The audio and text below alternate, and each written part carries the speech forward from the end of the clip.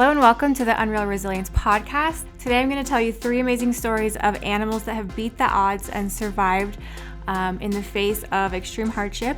They're really inspiring and fun stories. So let's start with Chip the bird out of Boise, Idaho. Chip is a blue and gold macaw, and he was rescued from a home that was neglectful, borderline abusive, I would say. They had a lot of different birds in a tiny room, and they weren't feeding them the correct things. Their water dishes were very disgusting, and they were never taken out of their cage, which is a big issue for big birds who are really intelligent. They need a lot of stimulation. They have issues, for example, if they don't have enough room to open up their wings, they lose the ability to, and their wings atrophy, all sorts of different issues. The other thing was there was a lot of cigarette smoke in the house, which is very bad for a bird. They're very sensitive to bad air quality. Anyway, there's a lot of issues, and Chip lived in these bad conditions for 14 years until he was rescued. He went to a bird rescue sanctuary in Boise, and then he was fostered out. He went to a foster home, and his foster actually ended up adopting Chip because he immediately bonded with the macaw. The foster's name on TikTok is 208 Parrots, and he has just poured so much love and attention and dedication into Chip and rehabilitating him, making him as happy as possible. It is so fun to watch. I've watched Chip take his first shower to get the cigarette smoke out of him. I've watched his feathers start to grow back because he had plucked all of the feathers out of his stomach and his shoulders due to the extreme stress of being in that situation. And so now his feathers are starting to grow back, and his owner takes him outside almost every day, and Chip flaps his little wings. He sits on his owner's shoulder and he just flaps his wings, which is helping him get to a healthy weight and strengthen his wings. They do hope that he'll be able to regain the ability to fly at some point, but right now he's too overweight and his wings don't have any strength because he hasn't been able to flap them. But they really show you they've bought this amazing big cage for Chip, and it's just really healing to watch him get better and better because it's a huge difference. But the most incredible thing about Chip is that through all of this neglect and abuse, he still is trusting and loving towards humans. And because of this, his new owner suspected that Chip probably had a really good owner at one point that really was loving and caring and spent a lot of time with Chip. Just because of the way Chip reacts to people now, he knows a lot of love has gone into this bird. And so through the process of uploading all of these videos to TikTok, the original owner reaches out. The original owner's name is Zeb, and Zeb had a flock of birds. And then he went through a really hard time with his life and his family. He had money situation and family situation, and he had a son that was born that had a lot of health issues and concerns, which a bird could potentially make worse. So he had to make the really hard decision to rehome his birds. And of course, when you rehome an animal, you have the best intentions and so much hope that the new owner will be loving and caring, but you never are really guaranteed what that's going to look like, especially 15 years down the road. And Zeb has continued to be a bird lover, and he has new birds now that he's able to take care of, and he has the most beautiful birds. He has so many, and they're so well loved and taken care of, and you can tell that this is really his passion. But anyway, he's gone through a lot of emotions seeing his bird in this horrible condition, and the two owners have been able to interact, and they have a good relationship, and they're on the same page going forward with how Chip should be cared for. But the most incredible part of this story is that the new owners of Chip already had a rescue macaw in their home, and that rescue macaw's name was Salsa. And so it really feels meant to be, and the story seems too good to be true, but Salsa and Chips are together and they love each other, and it is such a fun story to watch unfold, and I continue to watch Chip grow his feathers back and do better every day. Another thing to keep in mind is the macaws can potentially live to be 100 years old. And so even though he had a really rough 14 years, Chip potentially can have a really long, happy life. Next, I want to talk about a turtle named Rockalina. You might have seen this girl on TikTok because she got real popular for a minute. She is a box turtle that was taken out of the wild in 1977, and then she lived on the kitchen floor of somebody's house for 50 years. Obviously, living on a kitchen floor is not ideal for a turtle. It was covered in cat fur. It was not fed the correct food. It was fed cat food its whole life.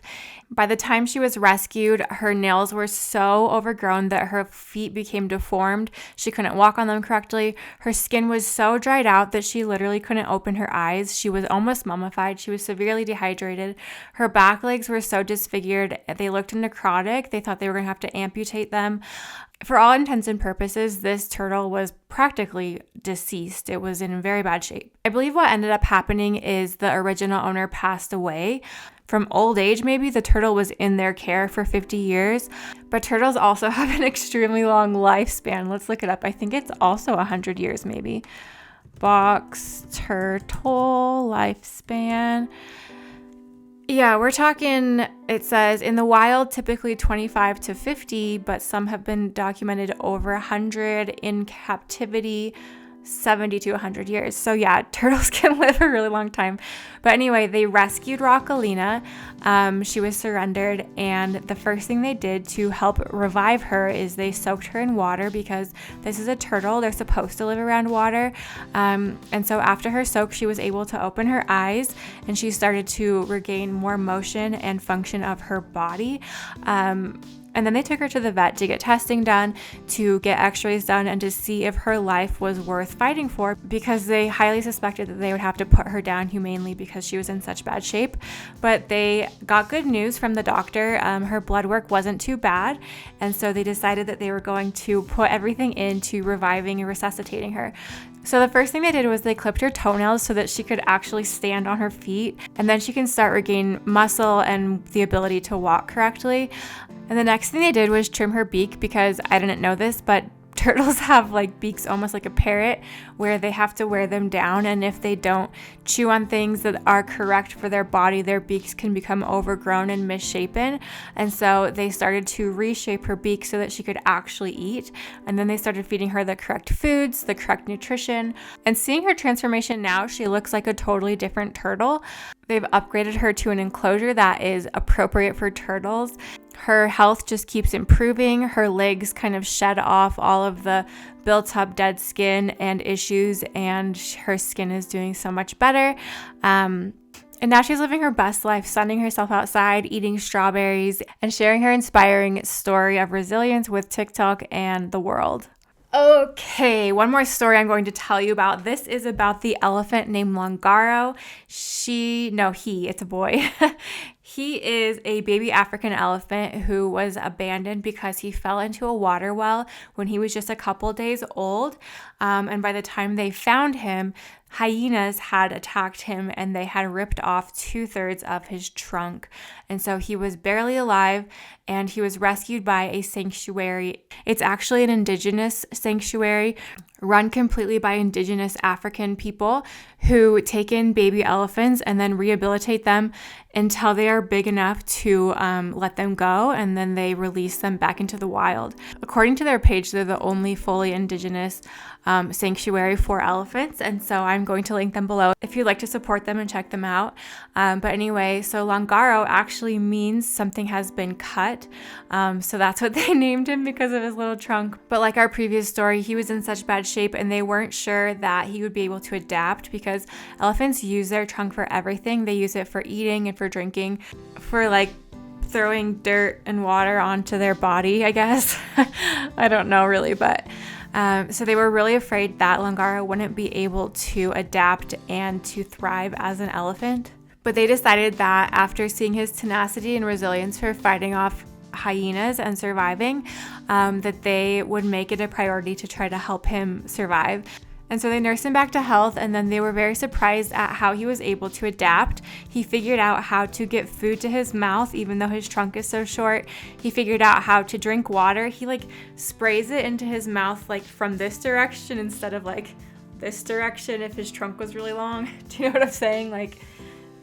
And he adapted in a way that he was able to keep up with the other baby elephants in the sanctuary and put on as much weight as them, and they had a lot of hope for him. But anyway, it's been 5 years since he was rescued, and it looks like he is like a full-grown elephant now. He's able to keep up with his herd. I was a little bit unclear if they have been released back into the wild or not, but it did kind of look like that. It looked like they had videos of them just like out in the in the jungle, not the jungle. What is it called? The where do elephants live? The Serengeti? I don't know. But anyway, I was really inspired by this little elephant. I love elephants so much. And I was inspired by the people that took a chance on him and really put a lot of love and effort into them. And I will link them below because their sanctuary is so cool. Anyway, I hope you enjoyed listening to these 3 different stories that really inspired and uplifted me this week. Yeah. Let me know if you like this kind of video. I want to go a little bit deeper on one topic next episode, so be ready for that. Subscribe if you want to see more, and I will see you next time. Bye.